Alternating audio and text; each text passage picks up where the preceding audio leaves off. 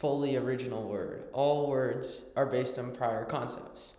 And we go back and let's look at the very beginning of language.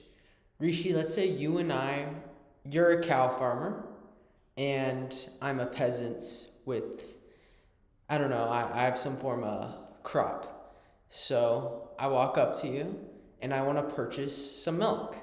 But we do not have language at this point. So I need to describe milk to you without using words. So the closest thing to words is sound effects. So I would be like, moo, glog, glog, glog. And you would perceive that as milk, and then I would want to purchase it. Then every day we have this interaction where I make these sound effects again and again. And eventually these sound effects get simplified and simplified until it becomes words. And instead of doing this whole scene, I'll just say milk, and you'll give it back. Did you watch a video on this? I did. I think I watched the same thing like a couple of years ago, where he goes moo glug, and then then we can shorten it just moo glug, and then yeah, I watched the same one. Yeah, no, that was an interesting one. I don't remember where it was from, but I remember that exact description of language where the guy used the same example of a cow and the milk, and then making sound effects. It's interesting though because there's a very famous linguist who says that it's not a cultural phenomenon that emerges from, humans. Instead, it was like one guy who he calls Prometheus who introduced language to the world. I'm curious what you think about that. And it's like a very famous linguist. Prometheus is the one that presented language to the world. Yes. Well, he presented fire. This guy takes the same name and says he presented language. Just a random guy, not the actual legend of Prometheus, just a random guy. No, language has always existed to some extent. It's just communication. It doesn't have to be words. There's a lot of examples of language in nature. I What differentiates their language from ours? understanding different patterns, sequences. Like Mm. trees communicate through mushrooms and their roots. I do not understand the pattern and sequence, and I do not have the form of capabilities to absorb that information either. Well, I mean, I Mm. might if I spent my entire life like really touching roots, observing the moisture. Maybe I could pick up on something. I mean, but when apes use sign language to talk to humans, they often can't perceive or communicate about higher level concepts. Why do you think that is? Our language determines how we think. I talked about this with Kyle. You wrote excellent poetry in your books and your letters, and you are a good poet, but one big reason for that is while you were in the desert, you no longer had to communicate socially. When you're talking to me and Kyle right now, your language isn't doing it justice. You have to communicate ideas on a general basis, like the same frequency. Versus when you're in the desert, you no longer had to do that. You cut that out entirely. Now you just have to communicate all these ideas, thoughts, and feelings to yourself so your brain can take shortcuts, fully skip words, because only Rishi needs to understand these thoughts, no one else. Mm. So the basis of language puts limitations on how far we can think or evolve. Like, if we never evolved our language, we would be kind of stuck in one place in time. What do you think made language evolve? Why did we invent language? Think about like the earliest tribes. We were hunter gatherers. There was a band of maybe 20 people, 10 people. They all knew their roles, they all knew their tasks, they used hand signals, they used bodily gestures. Why language? Why start creating language? When you could communicate, there's a sheep over there, there's a cow over there with just a single hand gesture. People know what you mean. Language is more efficient. I mean, human language, I'm speaking. Versus using a hand gesture, now you don't need to look at my hand. You can be looking over here and hear my voice. It seems much more efficient. for their goals at that time. But the first person to create that sound effect, do you think they would be looked at differently? Weird? Like, When people are alone for long periods of time, or if they are never in society, for example, a lot of times they still think. It's not in the same way that you or I think, and they still make sounds. Sometimes they think fully out loud, and that's how they evolve. They don't really see it as socially weird or strange. how would they think out loud if they don't have language? They don't have language, they'd be thinking on a different basis. It would Hmm. still be a form of language, but it wouldn't be English. It would be. Do you think there were more visual thinkers back then, Do you think there are more visual thinkers? before language? I don't think it was set in stone that they were generally more visual. It might be more emotional for some people, depending on how their brain developed and the experiences they went through. What does emotional thinking look like? Emotional thinking. Um, I feel a feeling in my stomach, a feeling of desire to eat, and then I think of some form of food and the emotions Mm. behind that food, and that drives it. It's more of an instinct. I would say it's more instinctual, but you I can have a think. friend who thinks that way. He doesn't think in visuals. He doesn't think in auditory language. He just thinks in instinct. That's literally what he tells me. He says, "I think in instinct. There's no other way to describe it." You said this the other day. Was that the same friend that you said thinks in concepts, or is this a different friend? I don't know if he thinks in concepts. He just said he thinks in instincts. I assume he thinks in concepts because I'm not sure how else. Thinking and But instinct. Oh, wait, go on. yeah, but he's a smart guy. Like he does programming. He's at Stanford. Like he's a smart guy. But I don't understand how thinking in instincts necessarily works. Um, I have some experience with this actually. Hmm. A year ago, I had this kind of idea about the three major ways that you could think that could lead your actions, right? And I talked to who was that Ukrainian guy that was here for a while? Oh, Makar. Yes. Makar. I talked to him about this for a while. I was like, Cool. you can either think through valuing logic, emotions, or instincts. And I was on that like instincts sort of um, Mm. value, right? I was thinking like I think instincts to me are using the knowledge that you already have and acting on that without thinking it through. So it's like you already have preset like notions and like ideas about the world, and if you just act on instincts alone, it's like those things guide you, but they're not changing. So you Mm. have like a that logic and that experience that you've built into yourself, and then your actions just follow immediately, right? Yeah, it sounds to me more like subconscious thinking, where you have all that information, all that data, you just can't consciously compute all of that information, so it's in your subconscious. Just like your breath, you always breathe subconsciously, but if you want, you can override that through conscious consideration. I think it's the same with thinking, most of our actions subconscious. But if we really want to, we can override that.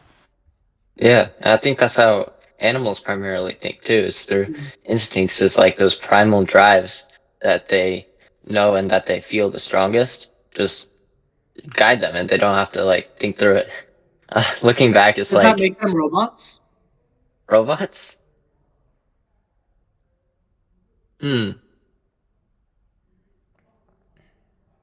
Does that make them like But any physical mechanism? Like if a carbon atom moved from here to here and went back and forth in a little pattern. Like for example, at hydrothermal vents, the earliest known signs of life were basically these molecules that turned, I believe, is HCO2 into just H and CO2, and so they mhm. broke off that little hydrogen atom, and the earliest forms of life were just these molecules that went back and forth.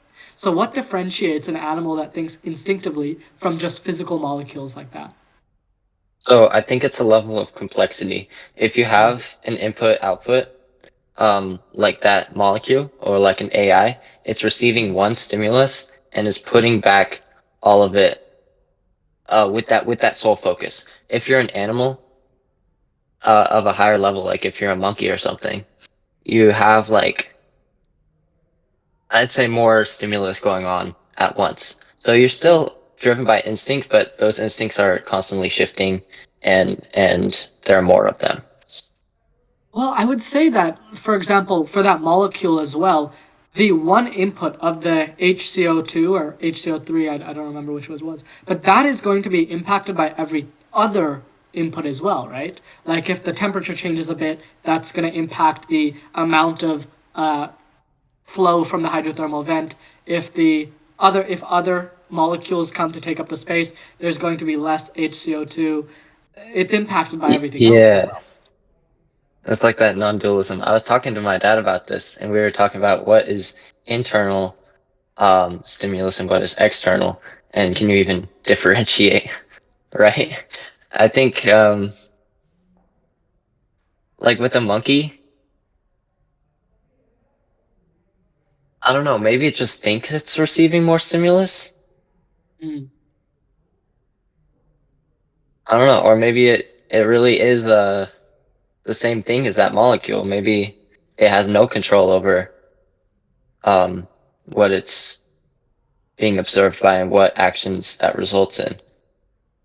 Maybe it's I agree with you. Maybe it's receiving more like distinctive stimulus. Like it can know exactly what other stimulus led to this result. So if the Yeah, HCO2 molecules started to decrease in concentration, it knows which of the other stimuli made that happen. Like it can trace yeah. it. And the monkeys also have like more senses to be able to receive that.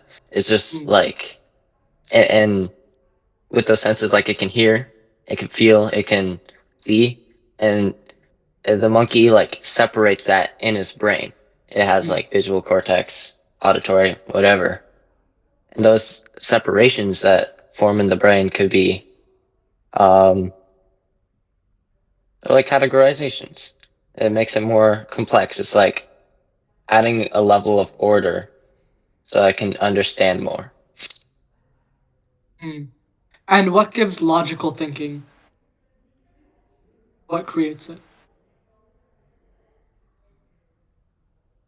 I think logical thinking is,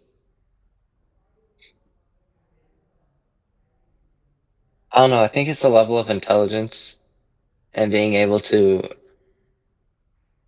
it's like if you recognize the patterns beyond just the first stimulus you see Mm. and you're able to think about those as well, that's where you get to more like logical levels. And that's why humans are the most intelligent animals, right?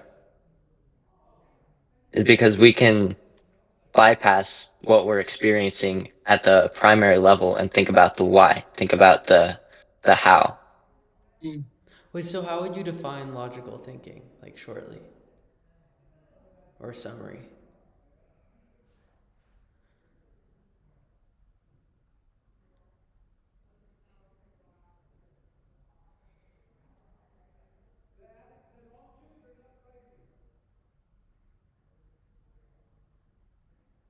But just thinking at a deeper level, I guess, but it also has to have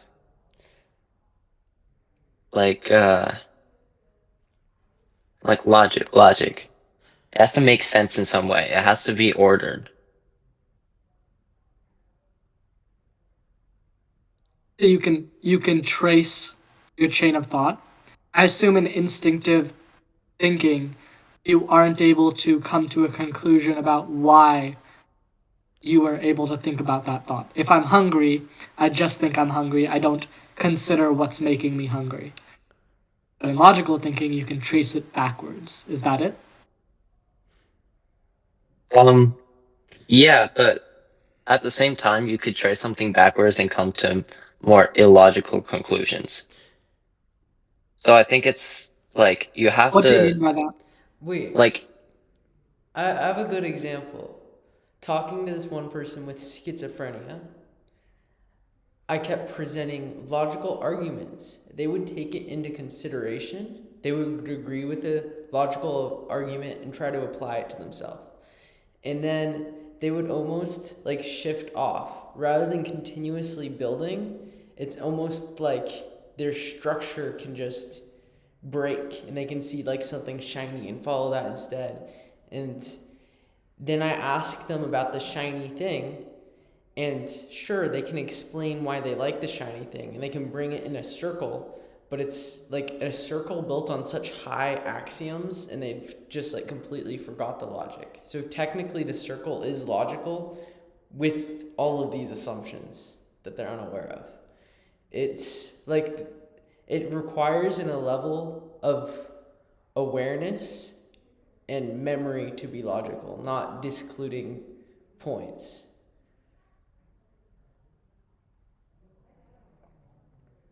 Have you heard about first principle thinking? That's what you're describing, where the opposite of that would be first principle thinking, where you bring everything back to their basic assumptions. You question every assumption, you bring it all back to a physics perspective, to what is the only thing that we can know, and you build off of that. You start at the very bottom, the fundamental.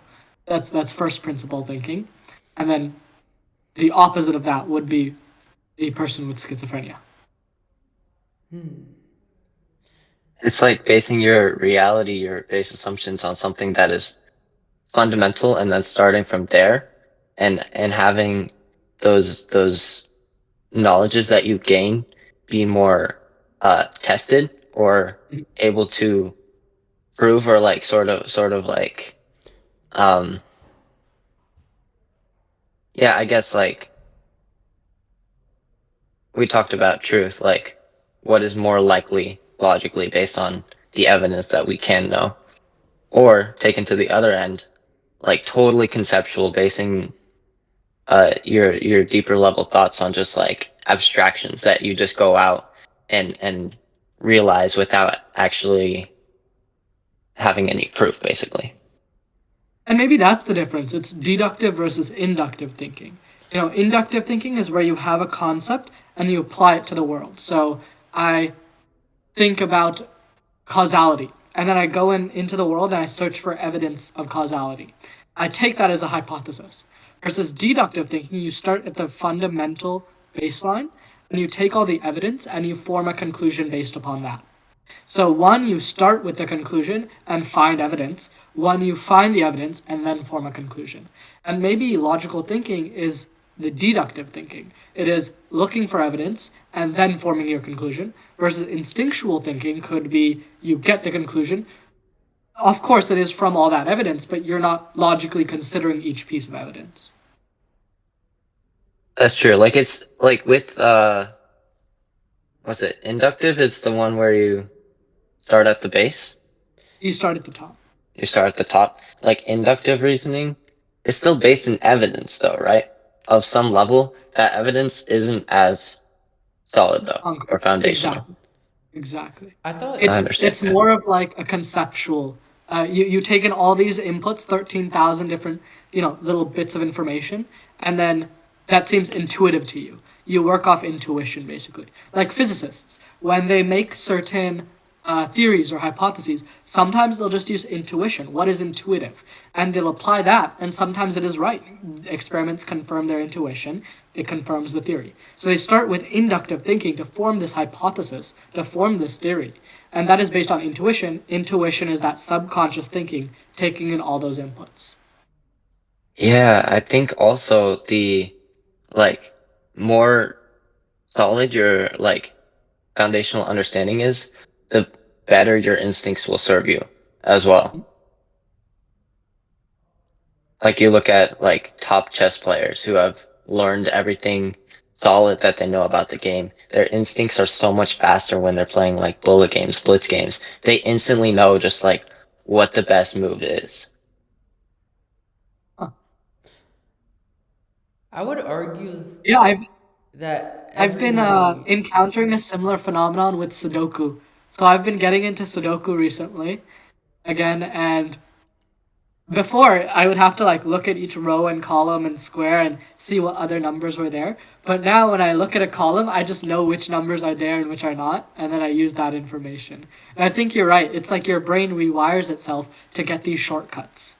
And so your logical thinking part of your brain, your prefrontal cortex, can automatically kind of realign your subconscious in order to make those instincts more in line with what you desire, with what your goals are, your values are.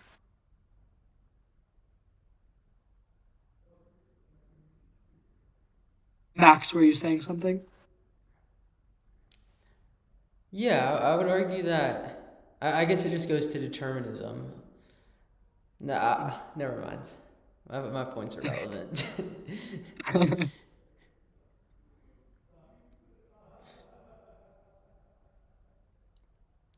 Yeah, so I guess if someone thinks instinctually, like they just use that for everything that they do, is that like fast processing, um, which can honestly, I think it should only be used in like situations that require fast processing, right? Like if you're having a conversation, you have base knowledge in your head, and you're gonna like, but in order to keep up with the speed of a conversation, you need to, um, like you can't think everything through and make that like deductive reasonings and build that all the way up until you say something. You have to like rely on your instincts. So is conversation intuitive? Is it instinctual? It is, yeah. I What? think some conversations are more instinctual, Mm. uh, or Are we just LLMs then? We take in all this input of words and then spout out some output? Conversations are not instinctual.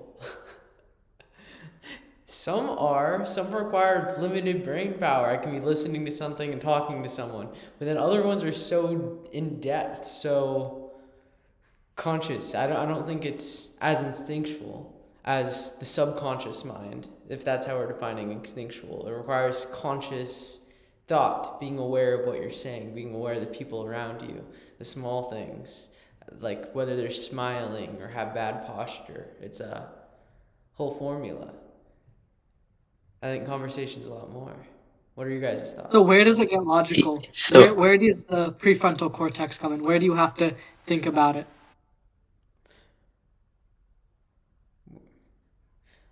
Without our prefrontal cortex, we would just be pleasure seeking creatures, very instinctual. We wouldn't be able to stop and pause. And that's a good question. Where does the prefrontal cortex come in logical thinking? It allows us to consciously, it's kind of a scale. It allows us to weigh our options and see whether the think more long term, think bigger rather than me in the moment. When you made that scale analogy, was that something that popped into your head or did you consider it beforehand? As you were It was going, did instinctual. you come up instinctual? Yeah. Interesting.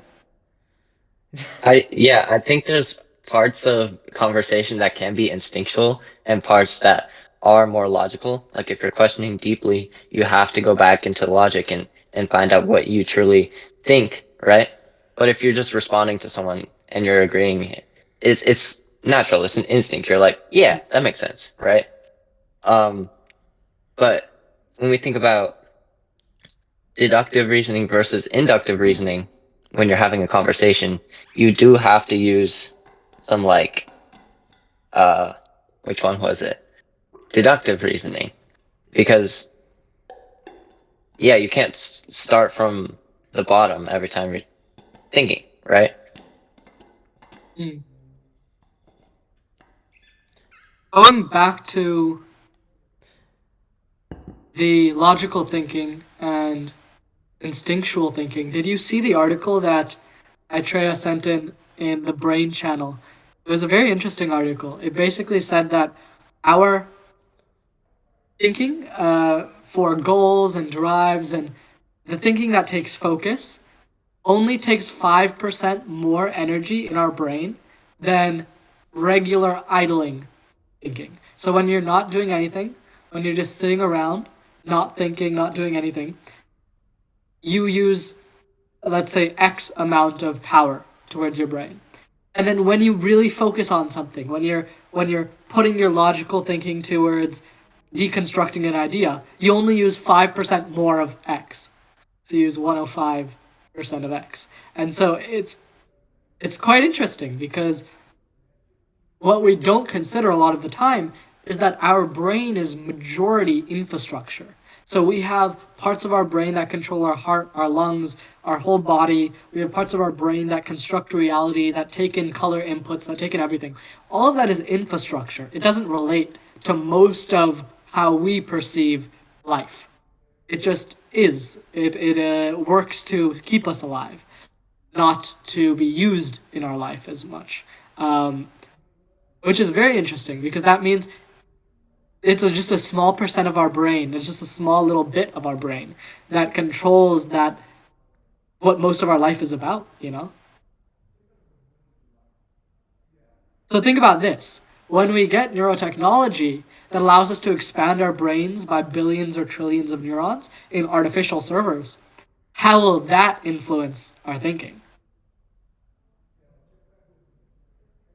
You're saying once we connect our brains to like a better power source, Once we get or like artificial neurons and servers to connect to our own brains. So we have biological neurons in here, and then you can have artificial neurons, little, you know, little. Basically, what they are, they take in inputs, and once they reach a certain threshold, they fire out. And so it's just like a biological neuron, except it's in a server. And you could theoretically scale these to trillions, quadrillions of artificial neurons and just connect it to your brain. This would be pre-hive mind. This would be anyone can just connect them. And if we can expand the amount of synaptic connections, think about how much we can improve our intelligence. Because that's what defines us as humans. Like Neanderthals, they were basically another species of sapiens. They or Homo, the genus Homo. They were supposedly less intelligent than Homo sapiens, yet they possessed a larger brain. So the leading theory about why we were more intelligent is because we had more synaptic connections. So they might have had more neurons, but we just had more connections in each of our neurons. And so that means that perhaps synaptic connections are the leading factor in what determines intelligence. And if so, when we get all of these vast amounts of neurons, artificial neurons, for free, we can essentially make limitless synaptic connections. So think about how we would think in that sort of capacity. It would be very interesting. be so smart. Like we could make, like you said, infinite number of connections and really build like an insane mind map that just expands so much further that than we have now and is so much more understood of where the connections form. Yeah, once we developed the technology, it wouldn't be like we have to sit down and consciously think. The technology itself and connecting it to our mind, all these new synapses, you would like draw so many conclusions. It would be interesting, What yes. would And thinking then be you could like? use your whole brain. I was thinking it would be interesting if you could kind of think about your own brain as another version of like the prefrontal cortex, and then the rest of it as kind of your subconscious. But it's more of a subconscious. Like you have your subconscious in here, of course, but then that's like subconscious because it's doing all the computation outside and then putting it in your brain. It's very interesting. That's cool. It's like an AI in your brain. Yeah, exactly. Does having a like the prefrontal cortex and a subconscious benefit us, or would it be better if it was all conscious in a way, instead of having that disconnect? Being aware of all those meaningless thoughts, like our heart beating, our lungs moving, would there be a benefit to that? Well, our subconscious gets 13,000 bits of information. Our conscious mind can handle 8 bits of information at a time. I think if it was all conscious, we would not be able to just handle that. I mean, there's some stuff you just don't even need to handle, right? Like, I don't need to, when I'm talking to you, I don't need to know what color my blinds are back here. I just don't need that information in my head. And if it's not in my conscious brain, then I will naturally not use it in our conversation. So I think that it is useful because it kind of selects out of those 13,000 bits of information the most important bits, and then it uses that to guide the rest of your brain. If it was all, considering all those 13,000 bits, I don't think you would necessarily know what to prioritize, what is most important. It would be an information overload. Maybe with like really advanced like brains, right? That could handle Yeah. something like that. With But even more then, more neurons, more synaptic connections, I think. yeah, even then, I feel like even if we could get our brain to like 13,000 conscious connections, it would still be very useful to have like even more in our subconscious that are helping prioritize that information. Exactly. I think it would be And best Max, think to. about this.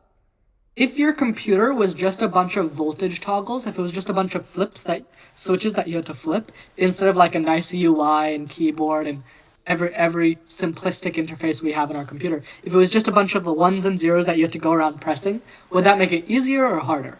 Significantly harder.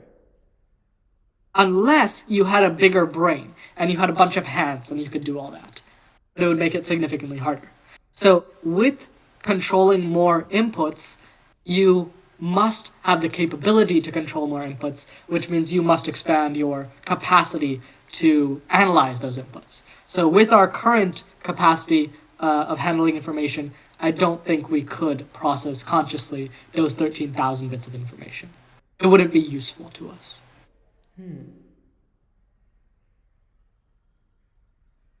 Connecting our neurons to a computer or server or database, would it be knowing or would it be learning? Would I instantly know all this data, like all these synapses, or would I have to learn them about I would myself? say you would know it. Because as soon as, for example, the neuron in my brain that signaled rivers and Nile popped up and it read those, it would trigger neurons in the artificial servers that said longest river in the world. And then that would trigger neurons in my brain that know it's the longest river in the world. Essentially, it's all about connections, right? If you can connect one-to-one neurons in my brain, and you can connect one-to-one neurons from my brain to these artificial neurons, then basically they're connected. It doesn't matter if it's a biological connection. It just matters that electrical signals from here can get to electrical signals in here. That makes sense. What's the first thing you would do, Rishi? With that intelligence, Yes. I would do what I'm doing now. You wouldn't do anything different. You're having a conversation with me and Kyle. You wouldn't be like overwhelmed, not wanting to solve any problems or work on Oh, I would do anything? 1,000 different things, but I just do what I'm doing now better.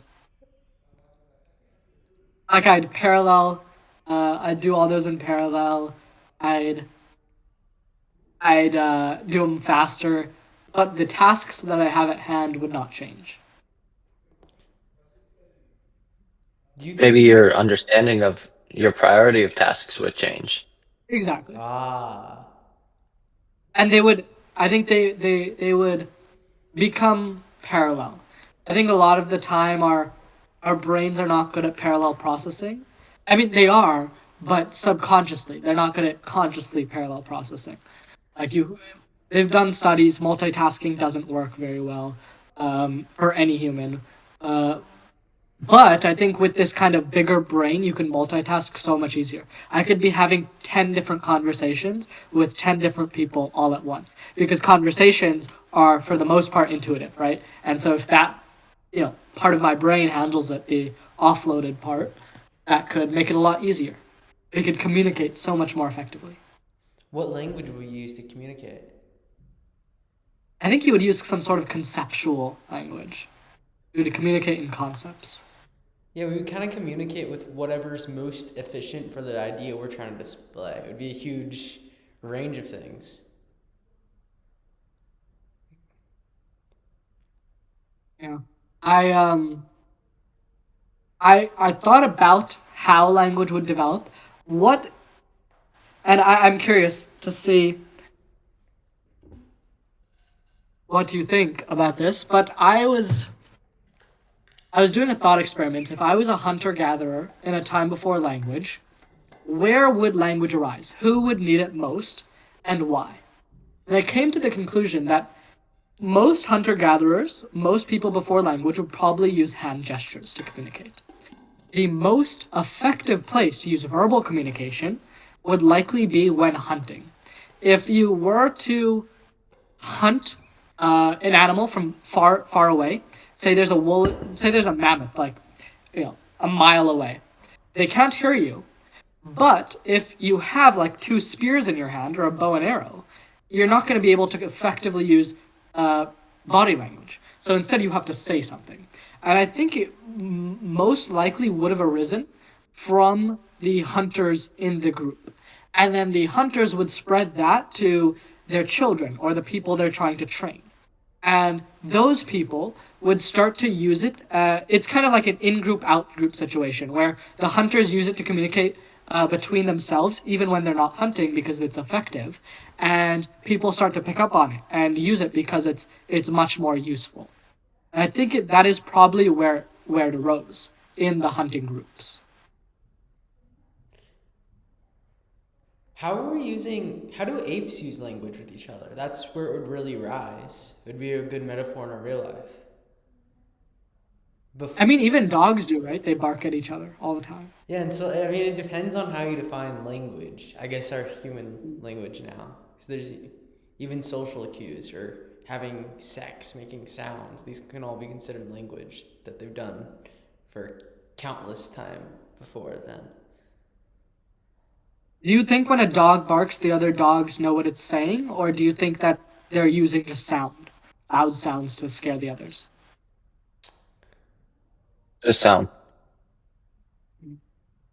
I mean, I imagine how dogs communicate with each other with like a lot of sense, a lot of like physical actions, some barking, but they aren't able to communicate like we humans can communicate with words. It's not precise. But consider this: they have the capacity for basic language because when you say sit, they sit. When you say roll over, they roll over. You can teach them human words, which means That's they have the true. capacity. I heard they don't do that with each other though. They don't they don't have those like specific, maybe they just don't recognize that it'd be useful to create a common sound and use that repeatedly for it to mean something. Wait, Maybe but they just haven't recognized that yet. Maybe they're not in close proximity. Like, we as hunter gatherers in a tribe, we were always interacting with each other. Dogs are not always interacting with each other. They're interacting for the most part with humans. And so maybe that's the case. Because I think for the most part, language is a phenomenon that needs to be agreed upon by every person who uses it, right? So we all need to come to a Yeah. common understanding about what this word means. And dogs just simply can't because they don't interact with each other as much. Yeah, that's what I think we can define language as is a system that can be commonly understood. Mm. So, like you said, Max, like having sex could be a language. It's just a form of connection. It's not something that can be commonly known Mhm. with everyone, I guess. But our language can't be commonly known. It's no different than my No, that's dog true. barking to a neighbor's dog. They both have some form of emotion or a reason that they're barking and they're reacting to the other dog. Just as these words I'm saying, sure, we have all ideas about what idea I'm trying to perceive with this language that's sort of a middle ground, but we have completely different interpretations. I would say dogs do have a form of language. The most precise language. Rishi, at the campfire, I told you this. It's from a neuron to a neuron. Oh, or then you said a neuron transmitter to a neuron transmitter. So right now our language is not adequate. It's not precise. There's so many different layers of it. Animals, in a way, you can argue that like anything is language. True, but this is a lot more precise than like any other thing we have, What right? makes it? Language, like we can If I convey say the word such. friendle to you, Max, what does it mean? It means a book I read in fourth grade. For me, it means a pen. And so we don't have a common understanding about that word, so it's not effectively language. It's a sound. People, Max, I think you're saying that like when we use language, it doesn't translate effectively. Like people will have different ideas of what you're saying than what the person is trying to say. But it's still like way more effective than a dog barking to each other. We get the general ideas across, and it's just like the differences in the individual that prevents us from completely understanding each other. Language is limited, but I think our brains are limited more, or our individuality is.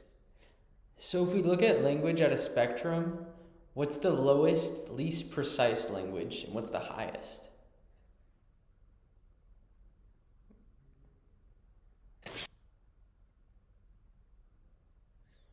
I don't think I know what the lowest is.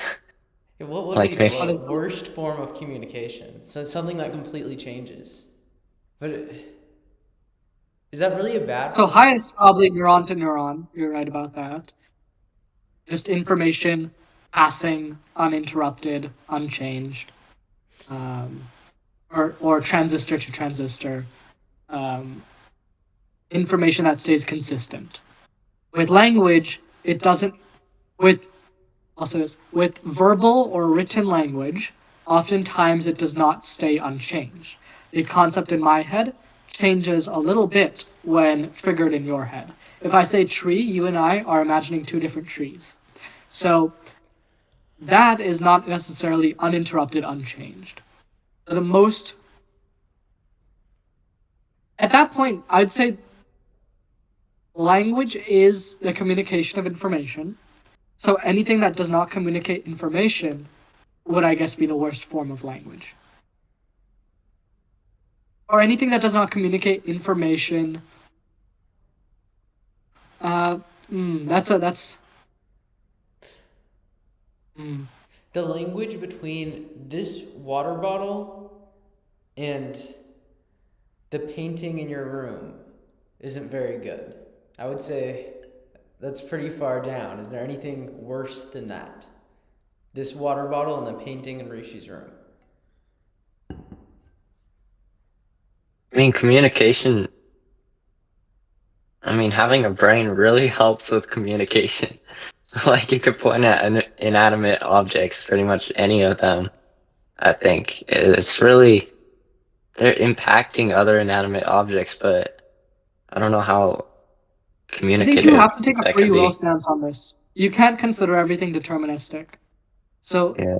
you have to take a free will lens. You have to say that there are beings with free will. They're free will agents. Those Okay. free will agents desire to communicate a certain piece of information. And then now you can say what is the most effective and least effective form of that information transfer. So the painting in my room and the water bottle, if we consider those non-free will agents, there's no language involved. If we consider an ant and another ant free will agents, then their language is maybe somewhere on the 25th percentile of that scale. If we consider us as free will agents, then the least effective form of language, if I had an idea in my head and I wanted to get it to you, would be just not to interact with you. I think non-interaction is the is the least effective form of language transfer. Non-interaction, because then there's no information transfer at all. How does it count as an information transfer then? It can't be the worst if it doesn't exist. Non interacting. Maybe a singular atom. I send a singular atom to you. No, not interacting seems like a form of communication. Because you're still interacting with the You're avoiding universe. interaction. No matter what, as a free will agent, you are interacting and communicating with everything to some bounds. But So, not purposefully. But I think that's where the difference comes in. Because if I want to communicate the idea of a tree to you, just go about my normal life and I never talk to you, you're getting information from me, but it's not about the tree. so the worst form of communication is purposely communicating. Would you say an opposing idea instead of communicating a tree your entire life? You want to I don't think so, because if I say like not tree to you, if I say not tree, it's still communicating tree. Like, yeah, you get some sort of related understanding in the opposite itself. yeah. See, there's like concepts, right? And you can in communication, there's like a spike on a concept. Like this concept is triggered, this is not, this is not, this is not. Like if you imagine all the words in a list and each one of those words you put a 1 or a 0. And in communication, all the ones that I talk about have a 1. But the most effective way to not communicate something would just be to give everything ones or everything zeros, and then you're not communicating anything. You make everything of equal value. So, with the idea of a tree, would it be good to become like a dedicated, enlightened monk to not communicate that idea? Or like some form of direct No, you, purpose, you could just aligning you could everything? do anything, just not tell them the word tree. No, but Not certain not interact with them. actions. Not use body language. Not interact with them. Nothing. You just go about your normal life. Certain things would lead to them getting the idea of tree. Whether, oh, but that's not conscious. That's not a free will. Yeah. That's out of your control. And it's not even tree. Most likely, the actions I take, like suppose I go lay in my bed and then I get up and I get some water and you see me through a window doing those things. Those are not telling you tree. Those are just things that you learn about me. There's so much other information that you pick up on. You're hiding it in plain sight, kind of. You're burying the word tree, you're burying the concept under a avalanche of other information. That's a good argument. This is pretty bad communication, I would say. What makes So it, that brings us back to the dogs, though. The question is, are the dogs purposefully speaking to each other? When one barks at the other after coming into its territory, is it saying, get out of my territory, or is it just yelling at them? Just syllables, just sounds. that's a question if they're conscious. I think Or that is it like me speaking to someone in a language they don't understand? I can say, get out of my house, get out of my house. They're just going to hear yelling. you're using different languages. You're using like body language, and people can pick up on like emotions. And that dog probably knows another dog's barking at it. That dog is angry. You should probably not engage, right? Yes. I tend to agree with Kyle here. I don't see how they could have a common language if there's no sort of system where they all get together and interact a lot. I don't, But like chimps, on the other hand, do interact a lot, so they could create a wait, system. at what point does language become a common language? Well, is English a common language? I would argue that all language is like subjective until it's like 100% precise. To some degree, the dogs are communicating something to each other and they have some form of subjective basis, the same to you and I. It's a spectrum. There's the super It is a form of precise. language. I agree. It's just not precise, like you're saying. Like they're communicating they're angry. They're communicating something about their emotional state, but they're not communicating why. Is that your Yeah, exactly. point? Okay. So at what Yeah, point we would you could. say language gets a foundation if dogs don't have a good enough foundation? That's so arbitrary. I Yeah, mean, I mean, Yeah, I think it is. we've It's identified just higher the two. levels. Yeah, we've identified the two ends of the spectrum, right? Either you're not interacting or you're interacting on a one-to-one scale. I think those are the two ends of the spectrum. Anything in between, you can consider it language, but you got to place it somewhere on the spectrum. Exactly. But I don't know if everything would be considered language, because when you're considering free will agents, if this is not a free will agent and that whiteboard is not a free will agent, then it's not language, right? We're limited to what a free will. I don't know what a free will agent is besides myself inherently. At this Yes. point in the universe, sure, you guys can be free will agents. Maybe this water bottle is. Maybe. But even non free willed agents, like LMNs, if we consider those not conscious, and they have to communicate an idea between each other, it still seems like language and communication to me. Yeah, that brings up a good point. Are LLMs free will agents? Sorry, M&Ms? LLMs, large language models like ChatGPT and Oh, say, okay. Would you guys say if you're not conscious, you do not have communication and language?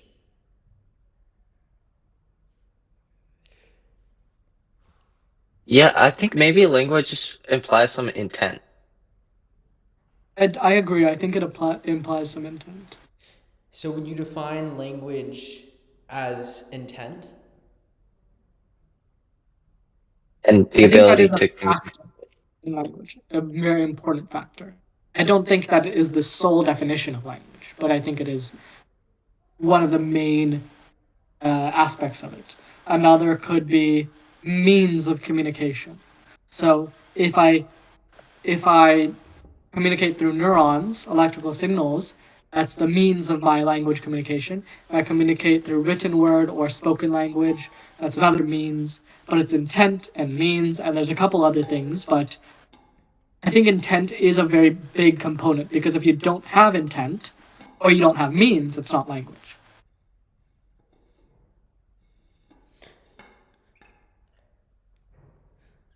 Let's say I'm leaving to school and I have the intent to lock the door on our house, but I don't lock it. I mean, I'm trying to think of a situation where a human does something without intent to consider if that is language. Let's say this: you leave it unlocked. Is it signaling intent for burglars to rob your house? It's different intent for everyone that perceives it. But societally, I would say it is more intent to rob my house than if it was closed. Yes, I'd say it's a bad form of language, but it's a form of language because you have a means, which is the lock. You have an intent, which is if you were to lock it, you want your house to be safe. If you were not to lock it, you want your house to be unsafe. And so, by even forgetting it, you're communicating the intent that you want your house to be unsafe. I have a different example. You walk down and you're getting food and you're like cooking it, right? And you're just thinking about whatever you think about the food, maybe whatever thoughts are in your head. And your parents are there and they see you making the food. They observe you. You didn't intend for them to understand something about you, but they observed you and said, oh, he's hungry. He wants food. They made these conclusions about you. Mhm. I mean, That came from your intent to eat something, and the means to communicate that was the making of the food. so I don't think you have to have an intent to communicate in order for it to be language. You just have to have some sort of intent, I guess. Mhm.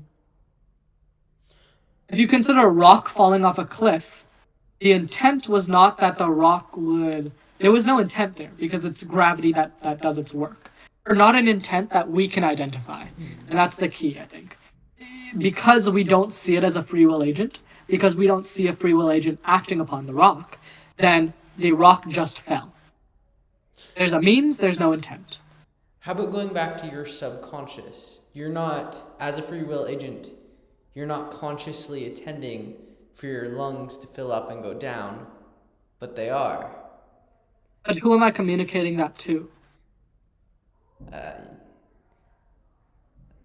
Shouldn't there be a sender and a receiver in language? I guess that wouldn't be considered language because it's not the conscious, yeah. There's no means, there's no nothing to communicate to, there's no medium of transfer.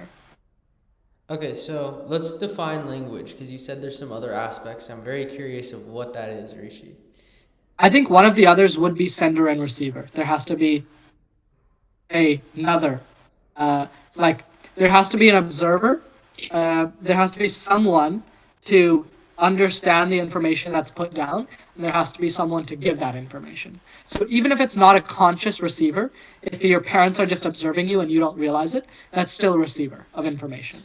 But if you're the only receiver and you're the only sender, there's no language. It's just things that you're doing. I would argue that is language.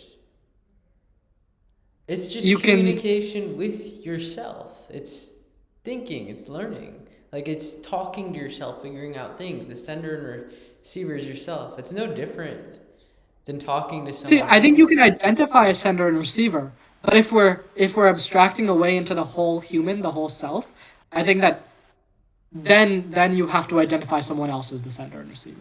If I say the word dog in a vacuum, like if I'm on Mars, if I was a baby born on Mars and I grew up and I'm 20 years old and I just found out the word dog, I don't even know what it means. There's no information transfer there. I'm the sender and the receiver, but nothing is transferred. I don't even know what I'm saying. I'm just saying something. Would that be like in the subconscious, just instinctual saying dog if you're not aware? Yeah, maybe it's like an instinctual call. Like I just yell or something. Like maybe I'm angry. I'm really angry. I'm frustrated. I yell out. I don't yell to tell myself I'm angry. I yell because I am angry. I already knew that I was angry. The yell does not communicate anything to myself, but I just do it. Okay, but this brings us back. Can you use language to communicate with yourself? Yes, you can. You can use language to communicate within your own brain. But I think if we're taking the sender as the self, then no. If we're taking the sender as the prefrontal cortex or the subconscious, then yes. Yeah, that's a better way. Why would we think of the sender as the self? I mean, if I'm communicating to you, I would say the sender is me, the receiver is you.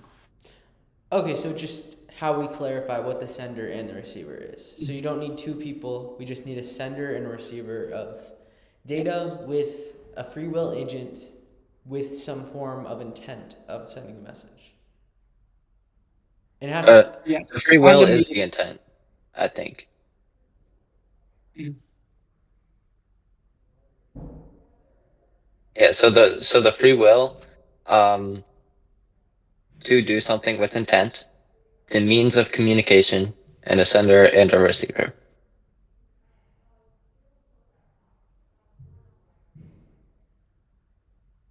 Are we missing anything? Good definition for me.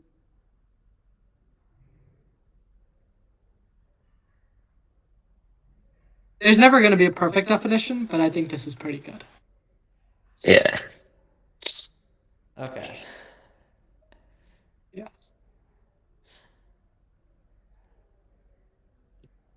Oh, wait. I would go back to the water bottle and painting. If no, that doesn't work. I was gonna say if I have the intent with my free will to set down this water bottle to interact with Rishi's painting. But the painting does not have free will to. It's not a receiver, adequate receiver. Yeah, then it would have to be like to interact with Rishi. That would. You could, and that would be language.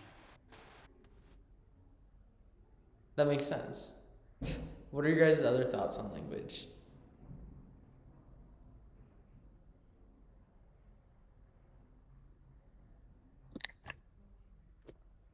I just think it's crazy how different languages are. It really goes to show how non-optimized any one language is. If we think about how we evolved from grunts and like hand signals, and our method of communication got increasingly more effective, but it also branched out into like different subsects of language, where you have like English, you have Japanese, you have like Swahili or whatever, and they all work completely differently. So it's like, I mean, each one just seems so flawed. I wonder what if we stuck with verbal still and not with like the neuron connections, um, what the optimal language would look like for everyone.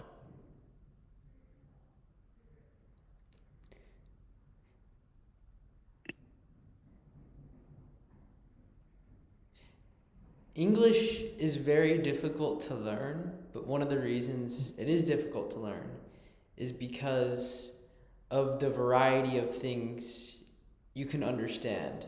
It's very much in depth. It has so many different words and symbols, and it breaks its own rules, and it's changed so much.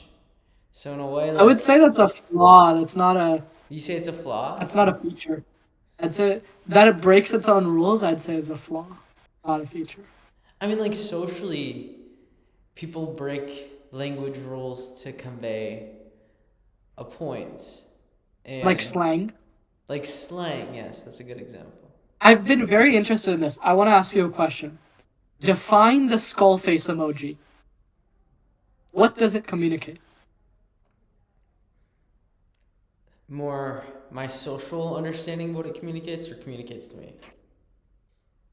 Either. What does it say?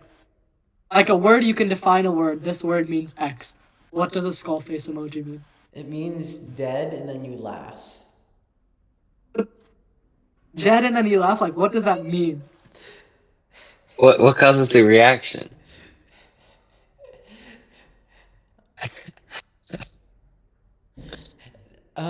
The skull face emoji in my mind, it's based on a ton of different interactions that people have used this emoji, and it's resulted in an idea that I have about it. And that's what all words are to you. That's how you understand words. The thing is, can you define it like a dictionary would define it? Can you define the skull face emoji like that? I do so. I think you can, just like any other word you can define with other words, So technically. go ahead, try it. But I'm curious what you okay, think. I don't have honestly, I don't have a very good understanding of skull emoji. What it's trying to convey. I don't use it very much. Um,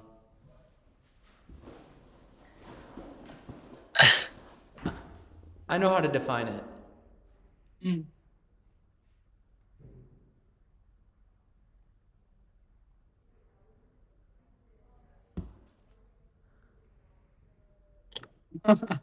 But can you define it like a dictionary would? You're asking me to define a symbol. It's like A is A.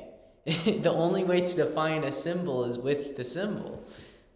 Sure, but the only way to define a word is with a word. Like, but I can say dog. The dictionary definition of dog is four-legged animal that is in the genus. It's a mammal. It's in the genus blah. It's in the species blah. Like, you know. words are symbols that you like define with the other symbols, But right? theoretically, you can define skull face emoji with other words, right? So, but what are those words? I'm very curious.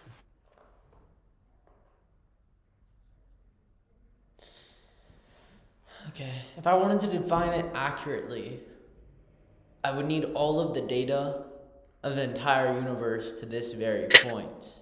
It would be a Not very accurately, just ballpark dictionary definition. An image depicting dark humor Ah, or that's a good conveying one. dark humor. Okay. What is the feeling that arises like with the skull? Satire and pity of an idea. A pity. I think of it more as like a joke you shouldn't laugh at, but you are. When you say I bro, don't know. I'm I don't dead, have. and then put the skull, what are you communicating? If you just said bro, I'm dead, or you put bro, I'm dead with the skull, what is the difference? What does the skull add? Oh, maybe it's showing like you're laughing, but I don't understand what the skull means, like in the context that it's used. Honestly, like it's. If I say Uh, bro, I'm dead, I'm like dead. But I can't convey that maybe message if I'm dead. is it because you're like laughing so hard that you died? I don't know. The Or statement. something simple like I say I'm laughing out loud, skull, or like this is crazy, skull. It's a much stronger statement. Like an exclamation point.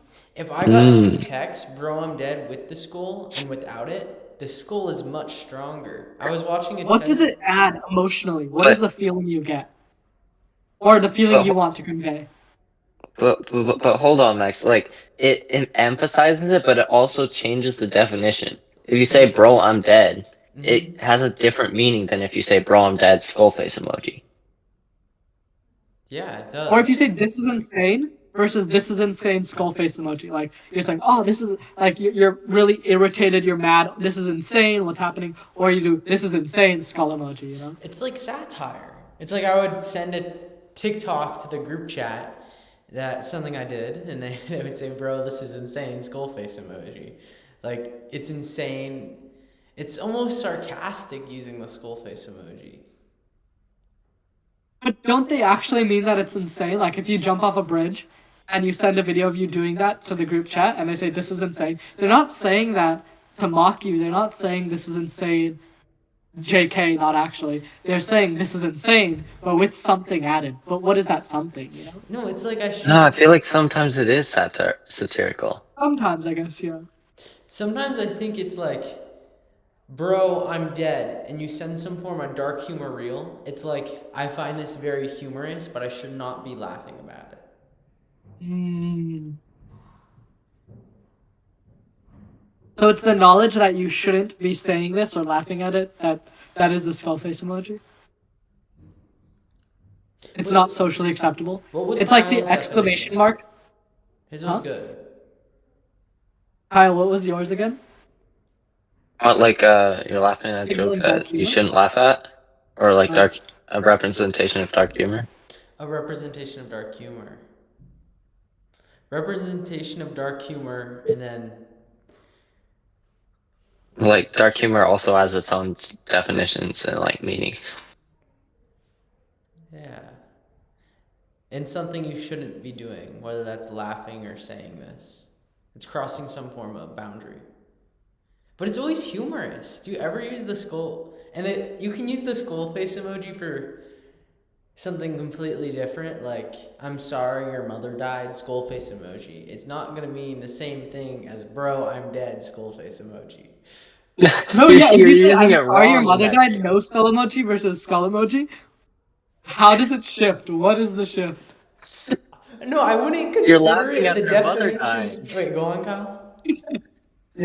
No, that's horrible. Like you're literally laughing at their mother dying. It like puts the whole like they don't work together unless that's your intent is to contrast the two ideas. I guess it's kind of like the laughing face then. If you put I'm sorry your mother died versus I'm sorry your mother died laughing face, that also changes it. The word bark has different definitions in the context of bark. Does the skull Mm, face emoji have different definitions in the I think it context of the does. skull face emoji? Yes, I think it does, you're right. So it's a spectrum. It's not this one. It can be Well, there sarcastic, should be like satire. bark has like two big definitions. You can bark as in a sound, bark as in a tree. The skull emoji theoretically should have like three or four different definitions. But I think they're like closer together too. You can't always tell which definition is being used. And they're very interesting linguistic phenomenon because of that. Like bark and bark don't overlap as much as the different definitions of the skull emoji. Why is that? I think it is because it is slang in a certain sense. So that's how slang's created, right? Someone just invents a word to describe something they can't describe with other words, or something that'll take longer. Like I don't remember if you like the word cap or lie. Instead of lying, I'm capping. That was just a word that was created. Someone created it. They started using it instead of lying. It caught on. There was an in group and an out group, and people wanted to sound cool, so they used the word cap. And the only way for you to know what cap means or mid means is for you to use it in that same context.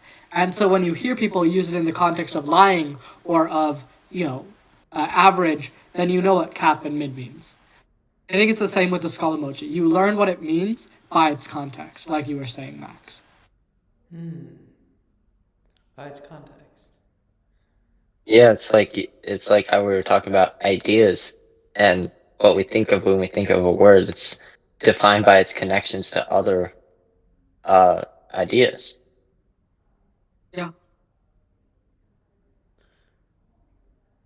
Do any two words mean the same exact thing? I don't mean to be dirty, but this is the only example I can think of. Like penis and dick. Inherently, do they not mean the same? Is there any two words that have the same exact meaning? Yeah, like sex and, the F word, or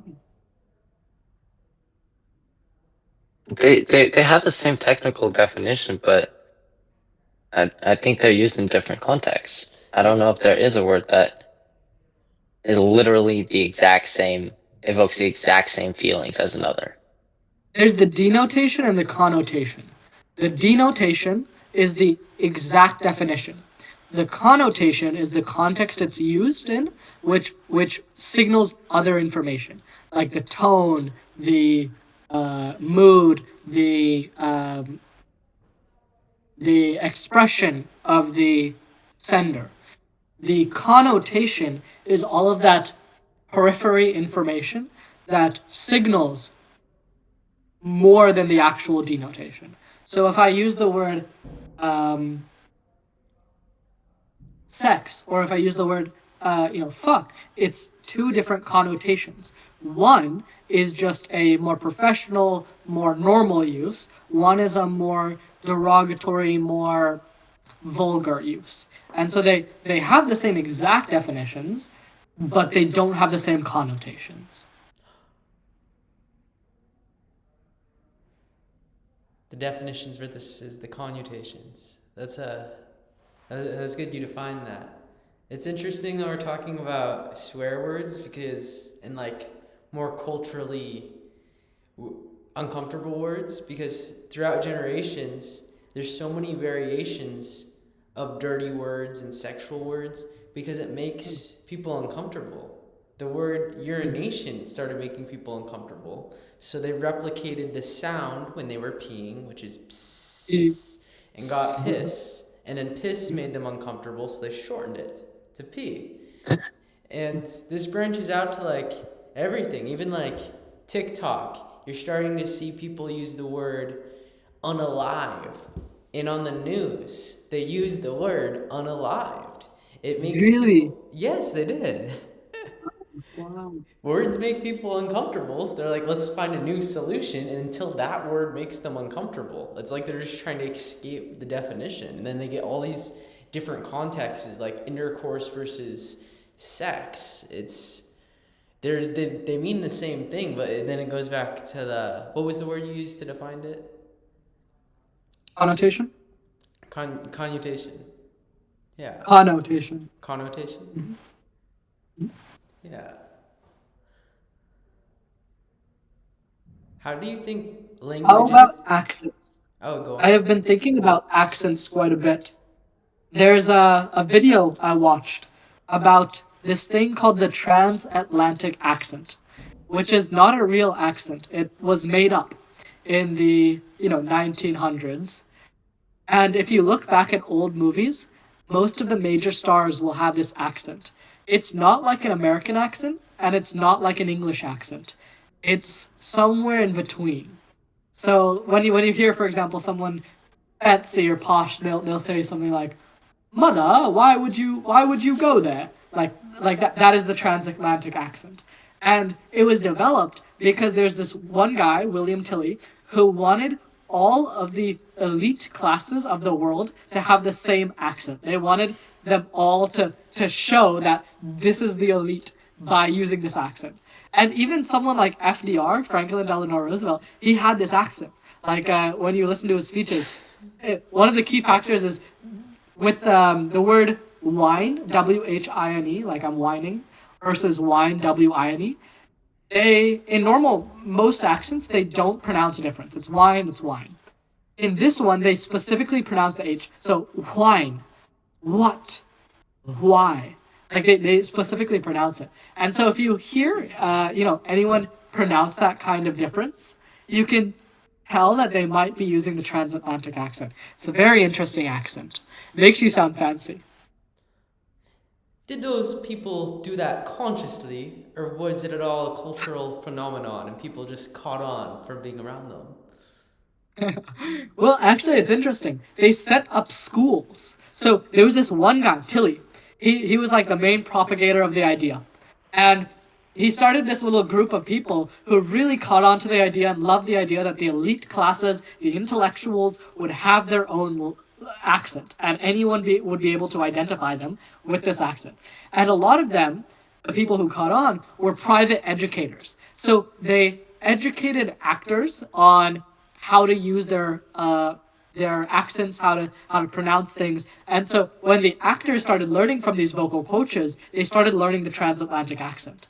And then also some of these educators were K through 12 educators. So they started educating children to use this accent.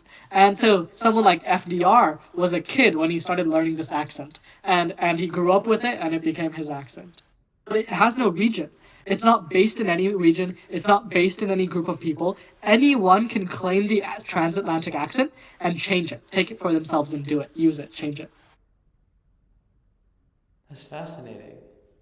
When I was young, I actually used to have a little bit of a transatlantic accent because I used to watch this show called Frasier. And in Frasier, they had the transatlantic accent. And so, because I watched it so much with my family, I picked up on it. And then in elementary school, someone asked me, "Are you British?" And I didn't know what to say.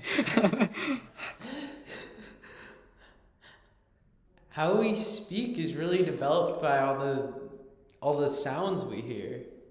I bet it goes farther than just other. I bet the main thing is humans communicating, but I wonder if it's other things too. Like growing up on a construction site, you may speak louder Mm, because of the sounds, or true. maybe living in a meadow that it's all quiet, you get a little bit of a quiet voice, a little whisper.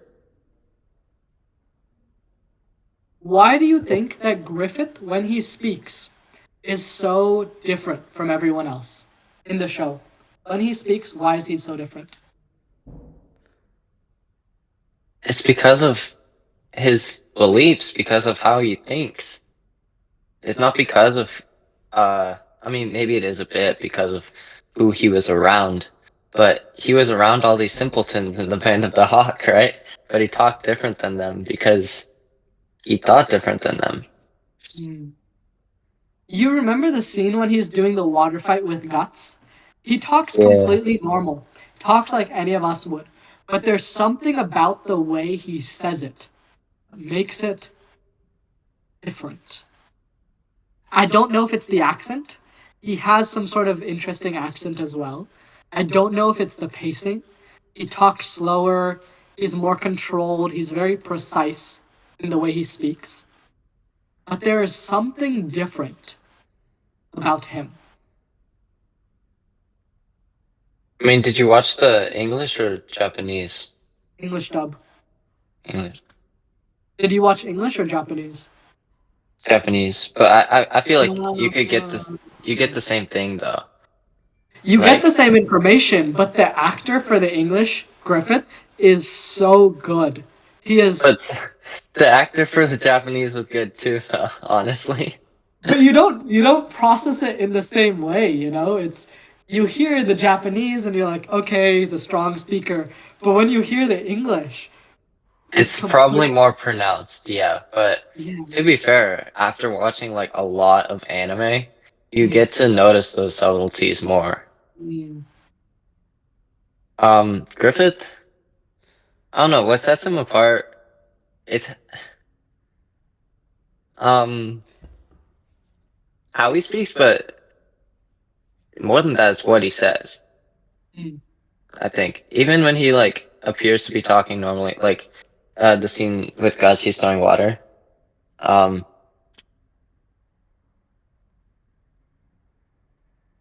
Like he says something like, "Oh, you can't even hit me." Like he's just playing around with him. He's joking, but he still has that command.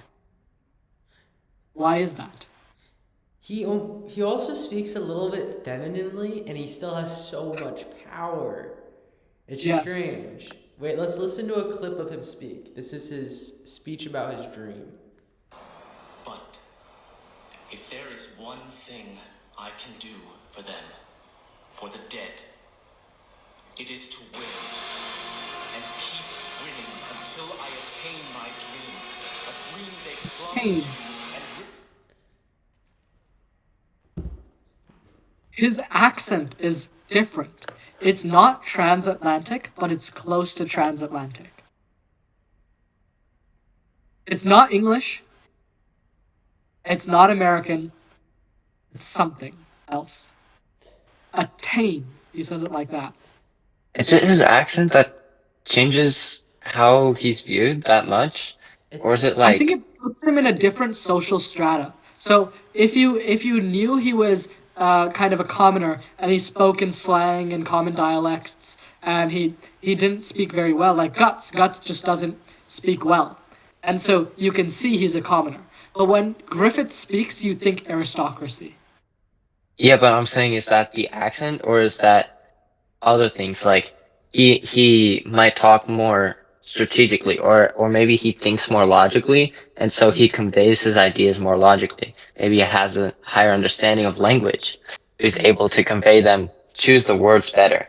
And we saw the clip, he talked very um slowly and with emphasis, and maybe he that's something he learned in order to convey his ideas better. I don't know if it's is it really? I mean, the accent plays a part, but is it we really that important, do you think? If you heard the transatlantic accent, would you think aristocracy or would you think common, like person on the I street? would think probably like, uh, was it like haughty? Like, Haughty. Exactly. The accent does give you an impression about the person.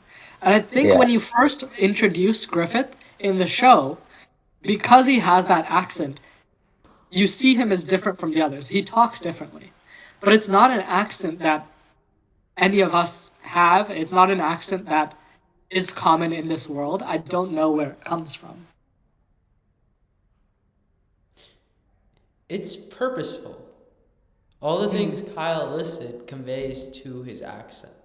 We all have an mm. accent to a degree, and you can have a purposeful accent, or you can kind of have more of a chaotic one. Like Rishi has a very interesting way of speaking. What is my way of speaking? What is Rishi's way of speaking? You speak very clear. You speak loud. You put emphasis on words. You mean everything you say. You speak carefully. It all conveys to it. And after you came back from monkhood, I'm not sure if it's because I haven't seen you in a while, but it seems as if you speak differently. I would like to see like Better or video worse? footage of you before. I'm not sure if it's me or if it's you. Do I speak better or worse? I think it's more measured. But yeah, again, I'm not sure either. What is the difference?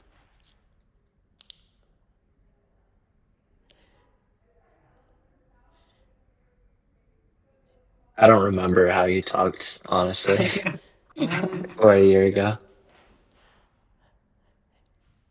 with Like when I was on the less. stage doing my TED talk, what is the difference? That's a little bit different. Yeah. We shouldn't compare it to your TED talk. Okay. The difference, you speak louder, clearer. I really think it all comes down to awareness and being very sure of what you're saying. When you speak, you have a lot more clarity, confidence, and I believe it all stems from awareness. Hmm. What do you think, Rishi? Because you are Rishi. I have not noticed a significant difference in the way I process language. I do think I speak slower. I do not speak as fast. I also do not speak with imprecise vocabulary as much. But I think that comes down to the fact that I've done a lot more writing. And when you write, you consider the impact of each word very carefully. And because of that, my brain has been sort of rewired subconsciously to consider the impacts of each word and to convey an idea more effectively. That makes sense. And Maybe also, go ahead. it's less powerful, but I've experienced this with reading, even just getting into books and seeing how words are formatted in a more formal, intentional way Yeah. has made me more articulate. Yeah, I've definitely noticed that in you. You've become a lot more articulate. It's very good. That and And smoking less weed. I imagine that plays a big role as well. Rishi, I have a question for you involving language. Sure, go Let's ahead. go back middle school, sophomore, junior year. So I'll see a stoner kid or a kid that's brain rot reels, just the average stereotypes. They walk up to a more intellectual AP students and the conversation goes poorly. There's a disconnect, there's resistance. But then when they walk up to you, that disconnect does not happen. Do you think it's from leveling down to their level or just being kind and open? Because I was always so like surprised and I would fathom this. There was no disconnect with you and like a brain rot kid versus a brain rot kid and like more intellectual. Have you heard the term code switching? No. It's a linguistic phenomenon that politicians usually employ, where when they go to a particular part of the US, then they go to Texas. They'll stop calling soda soda and they'll start calling it pop because that is what people in Texas call soda. And they do it subconsciously or consciously. But either way, they're switching their code. They're switching how they speak. And that makes them feel closer to those Texans, to their constituents. It is something naturally we do. Whenever we talk to a different person, we put on a different kind of face, and that influences our language. I think that I used to do it a lot, just to talk to different people, and so I just naturally kind of picked up the skill. It's really interesting. It's a good skill. Yeah. Kyle. Yeah, even just having awareness, like people do that naturally, but like recognizing what you're doing makes it much more valuable. Yeah, definitely. Max? What have you recognized about your language?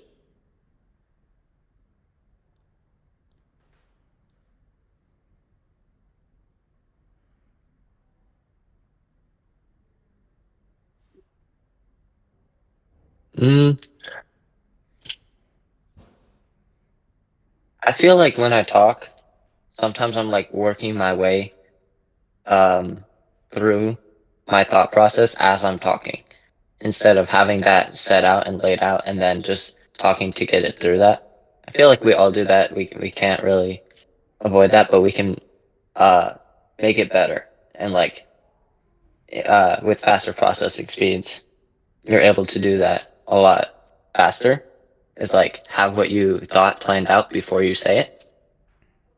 I've also noticed that um, I talk slower than a lot of people, and I talk more specifically than a lot of people, but at the same time, sometimes I'm too slow, right, for it to be effective. Um,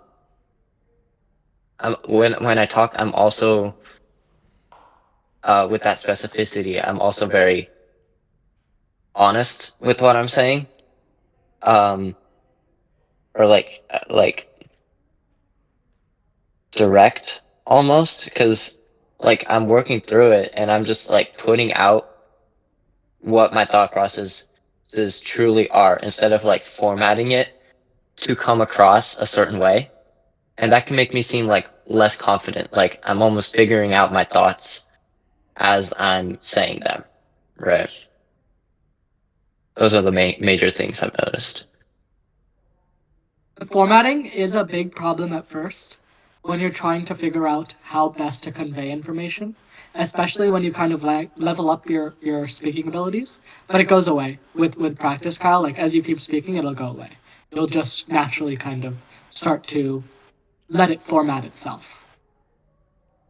Yeah, just like the higher understanding of how language works once you're in more conversations and you do it more regularly. That makes sense. Like the more you interact, the more social you become, right? It's like a self-fulfilling prophecy. Yeah. Going back to your point, Max, I've been thinking about it. I also think it's a place of philosophy, right? What I noticed is that a lot of the times these AP kids, whatever, they think they're like like uh like a different kind of group, and I never liked it. Like dividing up the school into different groups and cliques, and I just never saw the use for it. Why do that? Like, what's the point? And it doesn't make sense to put your group over someone else's group. Or there literally is. You're 99% the same. You're all human. Genetically, you are 99% the same. There's very little difference in you and someone else. The biggest difference is probably some sort of philosophical difference. Even that can be overcome. Most people, I'd say almost every single person on this earth, has the ability to do something great. And I think it is that place that makes me able to get along with everyone. That philosophical belief that every single person in this world can do something magnificent. And with that belief, it doesn't matter if I'm talking to an AP kid or a stoner, both of them hold the exact same value. They both have transformative lives. They both can change this world. And so I think it is that sort of understanding that every single person you are talking to has the capacity for greatness. People pick up on that too. If you're focusing when you're talking to them, if you're focusing on um your differences and thinking like ins and outs, how they're not similar to you as a person, and thinking about commonalities, not just in like commonalities with like what you're interested in or like what shows you've watched, but the base commonalities as humans that we all have. And with that recognition, you said, Rishi, it shows.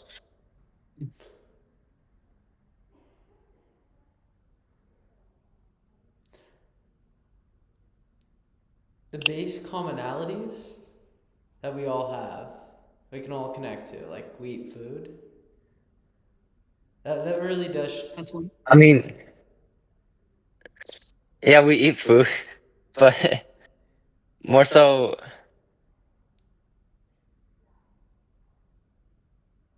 like, I don't know. A commonality that allows you to empathize and see what is truly great about someone. You kind of select them, which ones you focus on, which allow you to connect best with other people. So like Rishi focuses on the enormous potential that everyone has. Someone could focus on a non-dualist perspective and think of everyone as themselves. These both increase the empathy you have towards another person, more so than just saying like, "Oh, we all eat food." Although you could relate that to other people as well. It's about who you bring into your group. So the reason that family is often considered a high value, or it's considered a standard by which we judge our actions. Is it doing good for the family? Is it beneficial for our family? Is it helping our family? The reason is because our minds are associated with the idea that we should make groups. Evolutionarily, we made groups of hunter-gatherers, we made groups of tribes, we made groups, and those groups helped us to survive. We have the capacity to put anyone in our group, and we have the capacity to exclude anyone from our group. It depends on who you put into your group. Do you put the entire human race, do you put every living being in your group, or do you keep your group just yourself? Or do you keep your group just your family? Or do you keep your group just the people who are like you? Who is your group? You can have many groups, you can have one group. But the question is, who are your groups? That will impact your life. I see it as a pyramid. Like the universe is my true group on the bottom, but I can't act as like this table is just as significant as an opportunity like an internship. So there's definitely layers to this group. And the top is universalists. How about you guys? Yeah, that makes sense. I think about it the same way. It's groups and it's also values.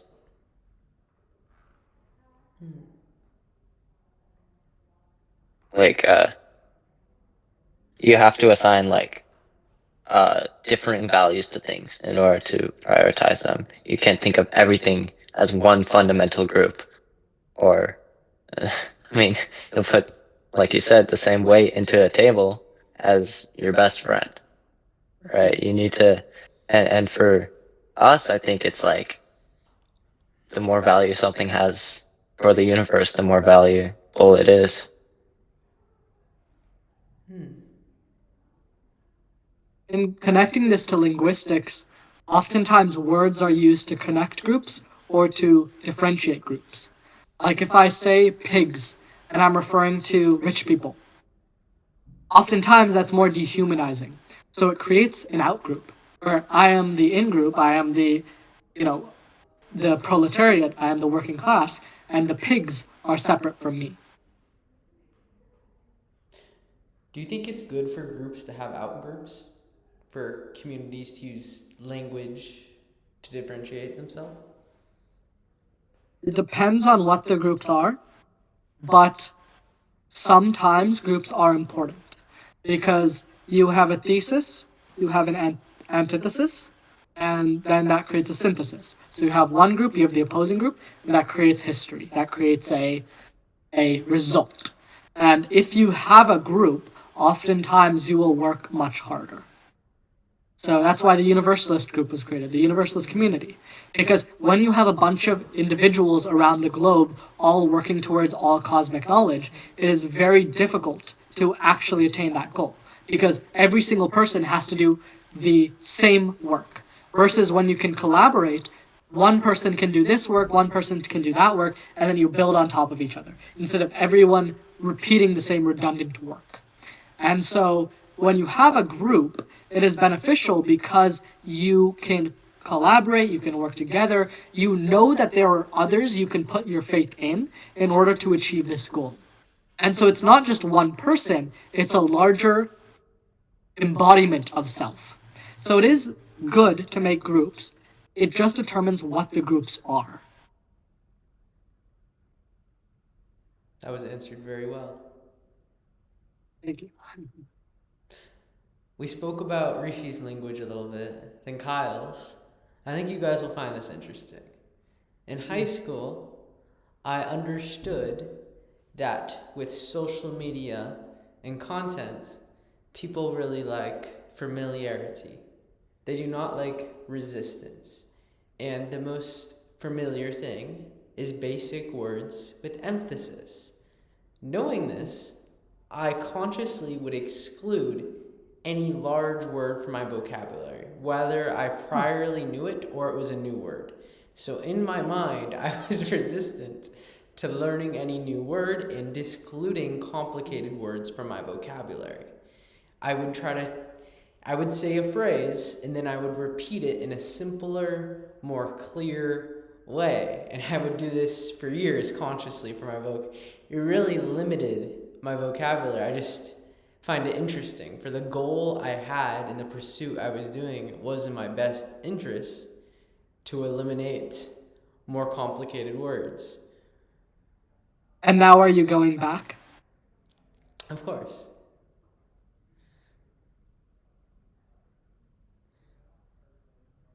How's Frankenstein, Kyle? It's good. I'm only at the start still, like a few chapters in. But it's cool. These main character guys are really relatable. They're such dreamers. They want to discover like the untold secrets of reality. But the whole story so far has been told with the like premonition of something so disturbing and dark, or like a secret that shouldn't have been uncovered, that makes these people regret their ambitions. So it's kind of like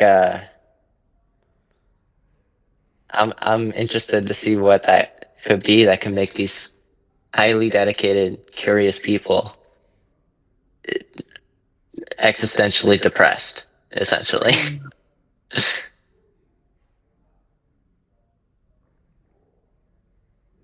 I'm facing some I can- trouble on the book.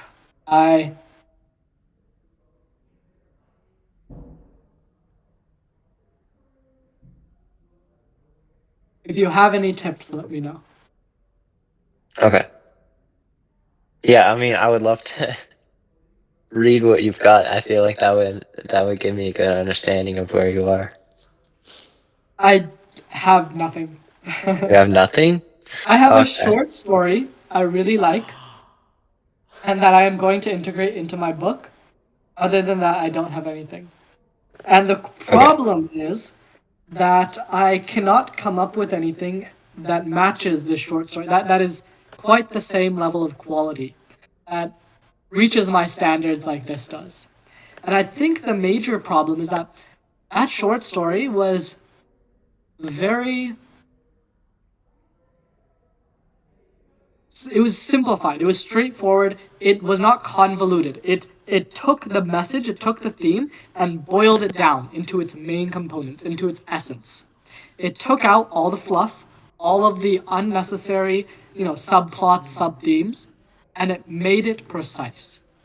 And I think that with this book, because it's so long, I'm trying to integrate all this stuff, but it's not working. I just need to go back to basics, go back to the one thing I want to communicate. It sounds like you have a basic premise and you're trying to add context around that instead of forming a longer basic premise. Right. Exactly. I mean, it really comes down to what you want to convey. If you want to convey something that can be explained in a short story, then a short story is the best way to convey it. It's probably not the best way to sell it, but yeah, I'll send you the I feel short like story, okay. but I do think the theme of the book is a little bit different than the short story. The short story's theme is more about how the pursuit of happiness destroys greatness, destroys the universalist path, basically.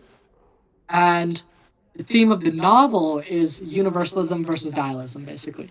The idea of pursuing the unknown with tremendous vigor, with essentially escaping the comfortable life and venturing in to the uncharted territories of existence. And that is kind of the theme, that normally humans live this kind of comfortable life, this happy life, this life where they don't have to take any risks. But that is the life of decay and degeneracy. And the only way to live a true life, not just existing, but living, is to venture forth into the unknown and search for the purpose of the universe. So it's nihilism versus universalism. And I think Okay, and nihilism then you have. Go is ahead. very intertwined with the pursuit of happiness. Because the pursuit of happiness Yeah. becomes valuable when you don't think anything else has any value. Right. No, it seems like this is like a subset of the greater story you want to create. I guess since you used your own personal experiences to create this short story, you're limited on your personal experiences. So you can't like say all that you want to say Well, the short through story is actually a anecdotes. fictional. It's Oh, it's fictional? semi-fictional. So I met this guy who basically told me about his life, and that's what I wrote about. But it's dramatized for Okay. a great deal. Yeah, then I mean, I could see that playing a part in like the bigger overall theme, and you bring other parts and create that into a narrative. Um, Books definitely do that where they have more divided sections. Um, yeah, I would like to read it and see what you've got. I do have a question for you. You talk about happiness a lot and how it's destructive to seek happiness, Mhm. but I'm really happy. Exactly. No, Like, this short story will tell you why. well, okay, but like Why you are you happy always say now like, and you weren't happy before. Because right now you're not pursuing happiness. And that is why you are happy. The pursuit of happiness itself makes you unhappy. okay, But anyways, it's not a good goal to try to maximize for. It's not a value that you should achieve. Because ultimately, what is it? It's just a chemical in your brain. Well, it's meaningless. It doesn't matter. well, I think you have a different definition of happiness than a lot of people do when they talk about happiness. Most people don't think of the actual chemicals being released, causing like happy, like serotonin, dopamine, all that stuff. Um, when they refer to their goal of happiness, I think they're referring to wanting an overall sense of happiness and fulfillment that permeates their life. See, I understand that, but that epitomizes the heroin addict as the peak of human existence. Because ultimately, they're the happiest. They are constantly happy. Imagine you're injected with a constant stream of heroin. You're going to be constantly happy all of your life. But I, that is not, I think, I a don't think they valuable. would. I don't think most people think that the heroin addict would be happy. When But it's people the look for same happiness, philosophy that leads to that conclusion. I don't think it is. I think when people look for happiness, they don't say like, what can bring me the most pleasure? I think people recognize that the more like pleasure they get in their minds, it doesn't necessarily correlate to that feeling of fulfillment. That feeling of fulfillment, uh, for me, I believe it comes when your actions align with what you believe. Yes. Um, People are looking for that. They're not. I don't think they're looking for. They might think they're looking for like. I don't know. When I talk to If you people ask the that I average know, person on the street, do you want to be enlightenment? Do you want enlightenment? Do you want to not suffer anymore? Do you want to be infinitely happy all of your life? And their yeah. goal was happiness. And they say yes. That is the peak. That's the epitome of their philosophy, right? That is their ideal. And it's the same. I mean, the heroin addict is doing that. They face no pain at all in life. That's what people want. They want to avoid pain. So why Fulfillment, don't people? ultimately. I mean, people who search for happiness, why don't they just go out and do heroin every day? What's See, like, that's that why, because seems there's a logical. contradiction in their philosophy.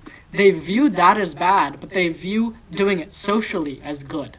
So maybe I don't go and take drugs because I've been told it's bad, but I go and search for money or relationships. Those are equally addictive.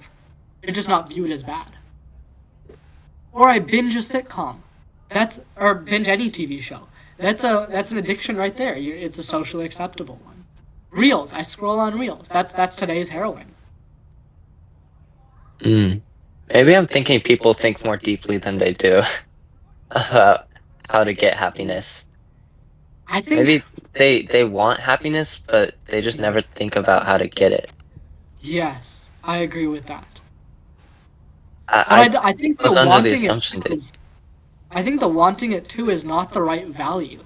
Like people shouldn't value happiness as a thing to attain. I think it's a No, I side agree. effect. I agree. Yeah. But I think if someone has the goal of happiness, like I did for a time, and they truly think about how to get it and why they want it, it will lead them in the right direction. No, I disagree. I disagree. It's a I think it flawed can lead them to system. like become a drug addict. Like I think no, I don't think it would lead them to become a drug addict if they really understand what happiness works. I think that would lead them to like Buddhism, like cessation of desire, which is very close to universalism, except with few very important distinctions. I think if someone's chasing happiness, they and they think deeply about how to get it, they might be led in the wrong direction, but they just haven't thought deeply enough. I think eventually I think a person using will get there. using your value system and basing it on happiness makes it so that the path you take will ultimately not be aligned with all cosmic knowledge, right? Because you have another value in there, which is happiness. So let me give you a more concrete kind of example. Say I had one person who is dedicated completely towards knowledge and one person who is dedicated towards happiness. It is not guaranteed that that person dedicated towards happiness will find the universalist path. They might just pursue short term pleasures, short term highs, because they see it as a means towards happiness. Those short term highs are a good indicator that they are on the right path, right? You need indicators to show you what the goal is, and those short term highs serve as an indicator. You think, oh, maybe if I just do it a little more, maybe if I go a little farther, I'll reach that happiness goal. But it never happens because that isn't a goal you can reach. Yeah, I guess. Hmm, maybe I think it's just like it doesn't really matter what core value a person has. If they think deeply about how to get it, it just depends how deep they go. Yeah. The deeper you go, you could start with the goal of like money or the goal of like sleeping with the most women, right? Or you could start with the goal of knowledge.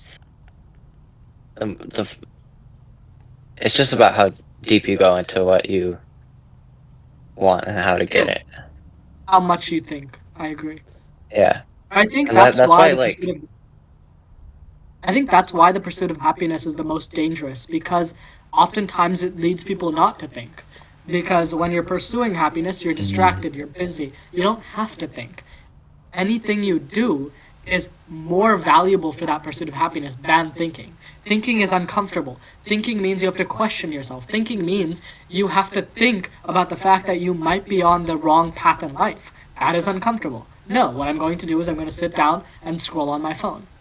Thinking, by definition, can be very, very uncomfortable. And so I think because people are indoctrinated with the idea that you should be comfortable, you should be happy, do what makes you happy, lead a, pleasurable life. Because of that, they think less and they just live their life as robots. yeah, that makes sense. Yeah, certain things are more dangerous than others in leading you in the wrong path. But I think about someone like Max, who had a lot of ideas of where he wanted to go with his values. He would think about why he valued certain things, and his actions would try to push to the extremes of those values to try to understand them better. So it was through the chasing of those like incorrect or like uh less valuable dreams that allowed him to eventually reach the understanding he has now. No, I agree with you. I think oftentimes the people who become universalists are people who had grand dreams, who had ambition, who had like long-term goals. And I think the reason is because they had that sort of drive that forced them to be a deep thinker. The deep thinking led them to universalism. The thing is, happiness is oftentimes not viewed as a long term goal or an ambitious goal, and so people don't need to develop the same capability of deep thought in order to reach it. Hmm.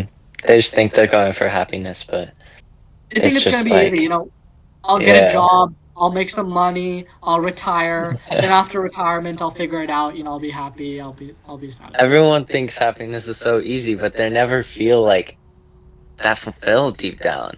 Yes. Send you the short story. It's on the second tab of this document. And it's about 30 pages, so good luck, but Yeah. here. Second tab. It's the best story I have ever read. It's really good. Well, It's you're really hyping good. it up too much. It's not that good. No, but it's I, no, I he's do love it. lying. It's really good. I think you'll relate to it. I think that's why Max will say I was the All right, I'll story. see. that. It's so good. Okay, I should head out, but venture forth. One last thing. Do you guys have any suggestions for next week's meeting? You, me, Kyle, and Colin will all be in town. Mm-hmm. We could do an in-person one, if we desired. We'll think about that. We should consider that. Though it would make Discord a lot harder, so there's trade-offs. But another We- option is just to meet on a non-universalist meeting date, discuss philosophy topics. We could. Colin has a hot tub. We could always go over, use his hot tub, meet like that. But other than that, no ideas for next week's meeting. How about you, Kyle? No, I'll think of some, but I like the idea of in person. Is next week special for some reason? No, I've been coming up with a lot of the meeting topics, and I was just wondering if anything's been on your. We have a list, right? We can Yeah, just go through the list. Perfect. Sounds good. Venture forth. Right? Wonderful. Venture forward.